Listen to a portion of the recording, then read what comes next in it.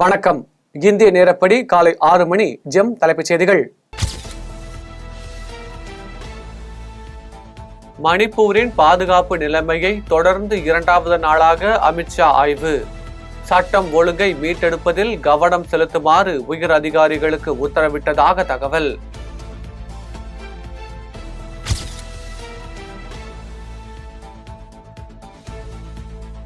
இலங்கை அதிபர் அனுரகுமார திசநாயக்கா அடுத்த மாதம் இந்தியா வருகை. இந்திய அரசின் அழைப்பை ஏற்று டிசம்பர் மாதம் இந்தியாவுக்கு வருகை தர உள்ளதாக இலங்கை வெளியுறவுத்துறை அமைச்சர் விஜிதா ஹரத் அறிவிப்பு.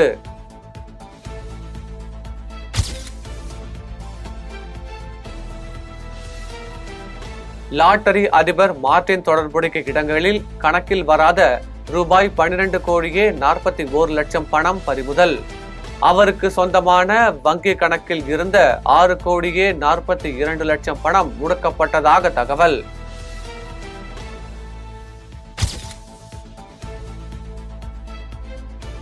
தமிழகம் முழுவதும் வாக்காளர் பட்டியலில் பெயர் சேர்க்க 46,000 பேர் விண்ணப்பம்.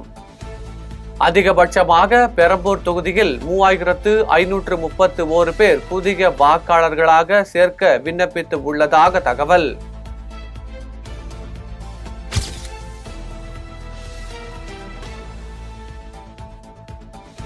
நீலகிரி மாவட்டத்திற்கு எவ்வித திட்டங்களையும் செயல்படுத்தாமல் திமுக மக்களை ஏமாற்றி வருவதாக முன்னாள் அமைச்சர் SP வேலுமணி குற்றச்சாட்டு.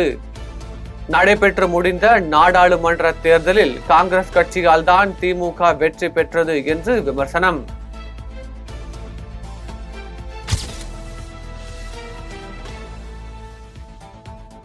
தாவேகாவுடன் கூட்டணி தொடர்பாக அதிமுக எந்த முடிவும் எடுக்கவில்லை.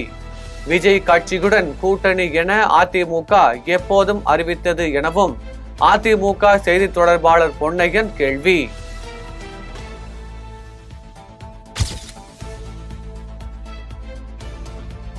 அந்தியூர் அடுத்த தோணி மடுவு பள்ளத்தில் தடுப்பணை கட்டி ஏரி குளம் குட்டைகளை நிரப்பும் திட்டம் வேண்டி விவசாயிகள் நீண்ட கால கோரிக்கை. இது குறித்து திருப்பூர் நாடாளுமன்ற உறுப்பினர் மற்றும் அந்தியூர் சட்டமன்ற உறுப்பினர் அடர்ந்த வனப்பகுதிக்குள் சென்று வனத்துறையினர் மற்றும் அரசு அதிகாரிகளுடன் திட்டத்தை செயல்படுத்துவது குறித்து நேரில் ஆய்வு.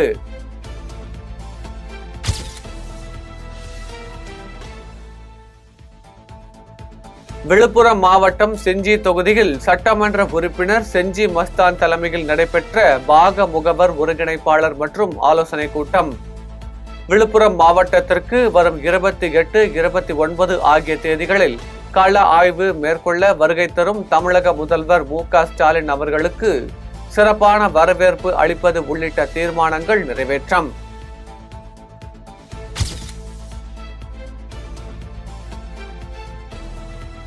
திருச்செந்தூர் முருகன் கோவில் யானை மிதித்து யானை பாகன் மற்றும் பக்தர் பலி.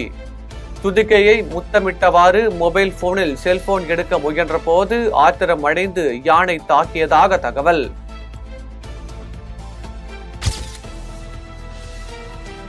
மணிப்பூரில் ஊரடங்கை மீறி அரசு அலுவலகங்களை இழுத்து பூட்டி போராட்டம். மெய்தி சமூகத்தின் செல்வாக்குமிக்க அமைப்பான மணிப்பூர் ஒருமைப்பாட்டு ஒருங்கிணைப்பு குழு அமைப்பை சேர்ந்தவர்கள் தொடர் போராட்டம்.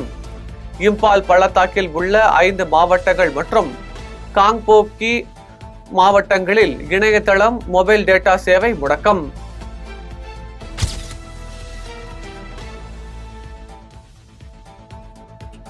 மராட்டியத்தில் ஓய்ந்தது சட்டசபை தேர்தலுக்கான பிரச்சாரம். 288 தொகுதிகளை கொண்ட மராட்டிய சட்டசபைக்கு வரும் 20ஆம் தேதி ஒரே கட்டமாக நடைபெறும் தேர்தல்.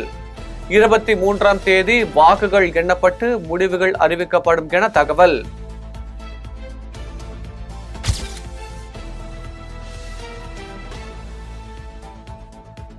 பழனி அருகே அரசால் தடை செய்யப்பட்ட கேரளா மற்றும் வெளிமாநில லாட்டரி சீட்டுகள் விற்பனையில் ஈடுபட்ட 4 பேர் கைது. அவர்களிடம் இருந்து 1000க்கும் மேற்பட்ட லாட்டரி சீட்டுகளை போலீசார் பறிமுதல் செய்து விசாரணை.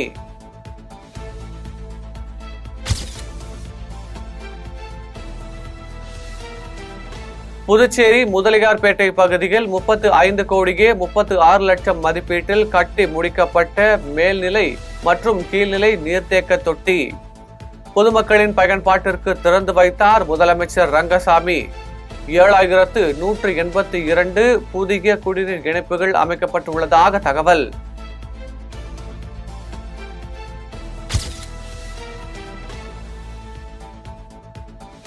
திருப்பத்தூர் அரசு மருத்துவமனையில் பிறந்து 5 நாட்களில் இறந்த குழந்தை. கட்டைப்பையில் பச்சிளம் குழந்தையை உறவினர்கள் எடுத்துச் சென்ற அவலம். மூளை சம்பந்தமான பிரச்சனையில் குழந்தை இறந்ததாக மருத்துவமனை நிர்வாகம் தகவல்.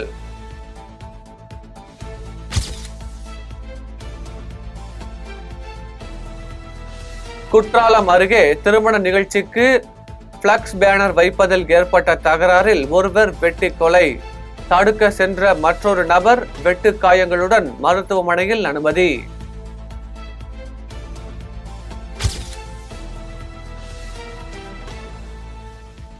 புதுச்சேரி லாஸ்பேட்டை ரெட்டியார்பாளையம் பகுதியில் இருசக்கர வாகனங்களை திருடிய 3 பேர் கைது.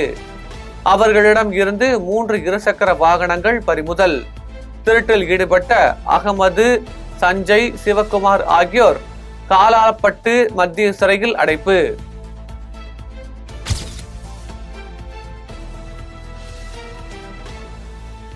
நீலகிரி மாவட்டம் குன்னூர் அருகே ராணுவ முகாம் பகுதியில் காட்டெருமைகள் 2 சண்டை போடும் காட்சிகள் வெளியாகி வைரல்.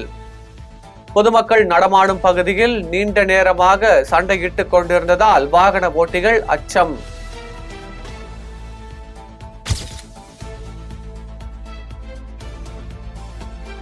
சென்னை விமான நிலையத்தில் போலி டிக்கெட்டுடன் நுழைவதை தடுக்க 2D பார்கோடு ஸ்கேன்கள் பாதுகாப்பு அறிமுகம்.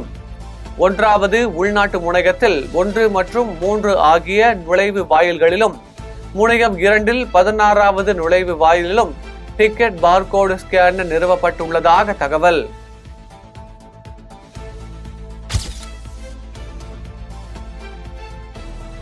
தமிழக வெற்றி கழகம் சார்பில் கீழ்பெண்ணாத்தூர் பகுதியில் கட்சி கொடி ஏற்றும் நிகழ்ச்சி. பொதுமக்களுக்கு மரக்கன்றுகள் மற்றும் காய்கறிகள், அரிசி, குடம், புடவை உள்ளிட்ட நலத்திட்ட உதவிகளை வழங்கினார் ஒன்றிய செயலாளர் ஜேசுதாஸ்.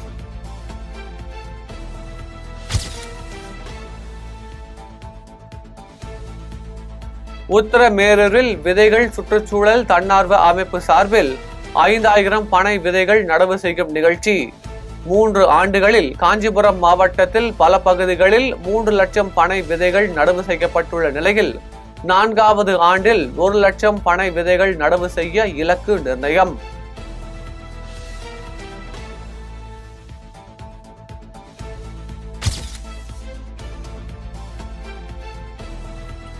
ஏனாத்தூர் அரசு உயர்நிலை பள்ளியில் பசுமை இந்தியா அறக்கட்டளை சார்பில் 1000 மரக்கன்றுகள் நடவு செய்யும் நிகழ்ச்சி. எங்கள் பள்ளி மிளிரும் பள்ளி திட்டத்தின் கீழ் சிறப்பாக செயல்பட்ட 8ஆம் வகுப்பு படிக்கும் மாணவருக்கு காஞ்சிபுரம் மாவட்ட ஆட்சியர் கலைசெல்வி மோகன் சான்றிதழ் மற்றும் கேடயம் வழங்கி பாராட்டு.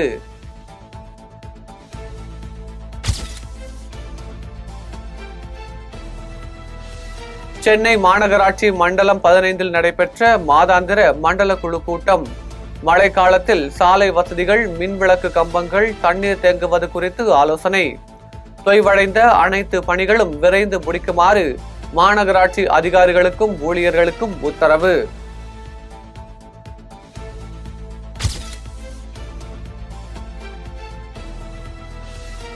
கள்ளக்குறிச்சி மாவட்டம் மேட்டுச்சேரி கிராமத்தில் 128 பட்டியலின மக்கள் பட்டா வழங்க தேர்வு.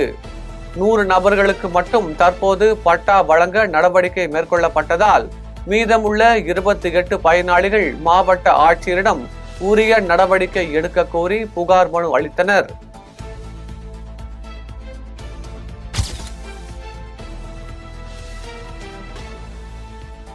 விருதாச்சலம் வருவாய் கோட்டாட்சியர் அலுவலகத்தில் செங்கொடி மக்கள் நல சங்கத்தின் சார்பில் இலவச மனைப்பட்டா கேட்டு மனு அளிக்கப்பட்டது.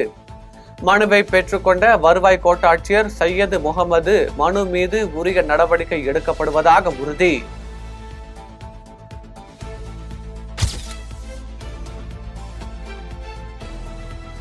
நாகர்கோவிலில் வழக்கறிஞர் வெட்டி கொலை செய்யப்பட்ட சம்பவம். வழக்கறிஞர்களுக்கு பாதுகாப்பு சட்டத்தை இயற்ற கோரி நீதிமன்ற புறக்கணிப்பில் ஈடுபட்டு வழக்கறிஞர்கள் ஆர்ப்பாட்டம்.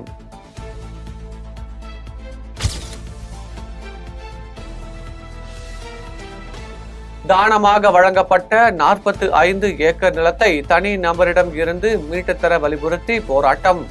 திருவள்ளூர் ஆட்சியர் அலுவலக நுழைவு வாயில் முன்பு நரிக்குறவர் இன மக்கள் தர்ணா போராட்டத்தில் ஈடுபட்டதால் பரபரப்பு.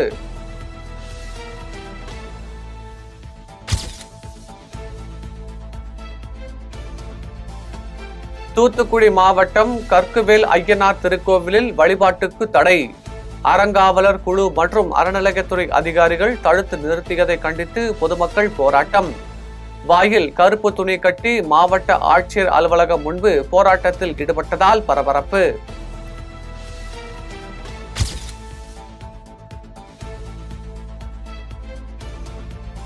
பண்ருட்டியில் சத்துணவு மற்றும் அங்கன்வாடி ஓய்வூதியர் சங்கத்தினர் சார்பில் நடைபெற்ற கவன ஈர்ப்பு ஆர்ப்பாட்டம். ஓய்வூதியம் ரூபாய் 6750, ஈமச்சடங்கு தொகை 25,000 மற்றும் இலவச மருத்துவ காப்பீடு வழங்க கோரி கோரிக்கை.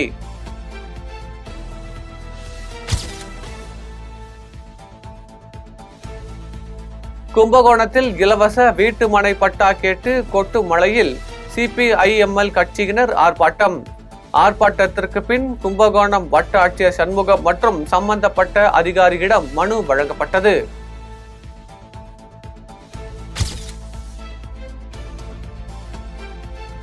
அறந்தாங்கி ஹலரத் மதார்சா வலியுல்லா தர்காவில் 336ஆம் ஆண்டு கந்தூரி விழா. இஸ்லாமியர்கள் நூற்றுக்கணக்கானோர் ஒன்று கூடி சிறப்பு துவா செய்து வழிபாடு.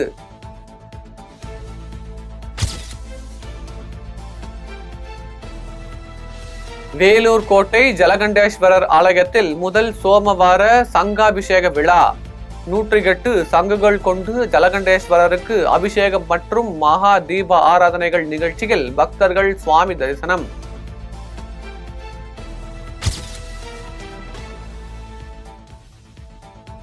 தமிழகத்தின் 10 மாவட்டங்களில் மழைக்கு வாய்ப்பு உள்ளதாக வானிலை ஆய்வு மையம் தகவல்.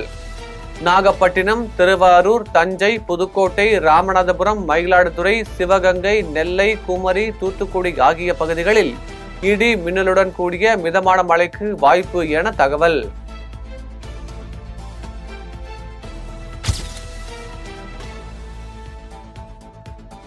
உக்ரைனின் சுமியில் ரஷ்ய பாலிஸ்டிக் ஏவுகணை தாக்குதல். 2 குழந்தைகள் உட்பட 11 பேர் கொல்லப்பட்டதாகவும் 89 பேர் காயமடைந்ததாகவும் உக்ரைன் அரசு தகவல்.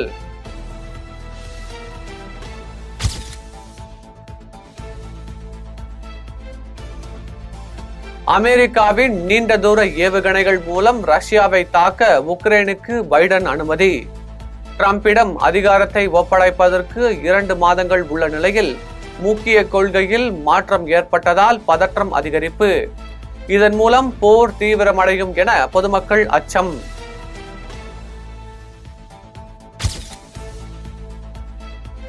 ஈரானின் உயர் தலைவராக முஜ்தபா காபேனி ரகசியமாக தேர்வு செய்யப்பட்டதாக ஈரான் இன்டர்நேஷனல் தகவல். உடல் நிலை பாதிப்பு குறித்து எதிர்மறையான தகவல்களுக்கு முற்றுப்புள்ளி வைத்த ஈரான் தலைவர் எக்ஸ் தளத்தில் பதிவு.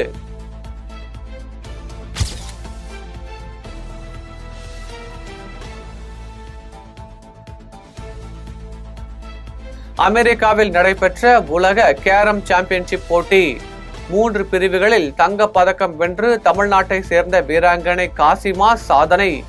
வரும் 21ஆம் தேதி அமெரிக்காவில் இருந்து தாயகம் திரும்புவார் என தகவல்.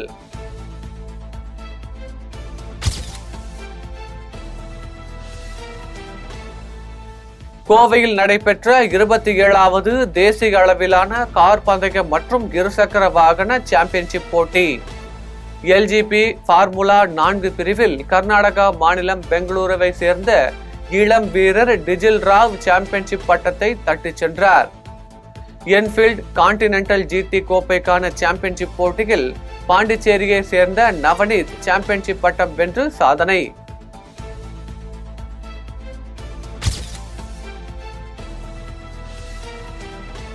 பதினோராவது ப்ரோ கபடி லீக் தொடரின் 2வது கட்ட லீக் சுற்றின் முதல் ஆட்டத்தில் தெலுங்கு டைட்டன்ஸ் அணி ஹரியானா அணியை 49க்கு 27 என்ற கணக்கில் வெற்றி பெற்றது.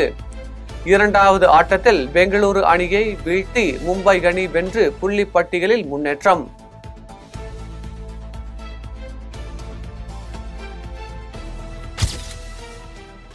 இத்துடன் ஜெம் செய்திகள் நிறைவடைகின்றன. மீண்டும் ஜெம் செய்திகள் காலை 8:30 மணிக்கு. உடனுக்குடன் செய்திகளை காண ஜெம் live.tv என்ற இணையதளத்தில் இணைந்திருங்கள். நன்றி, வணக்கம்.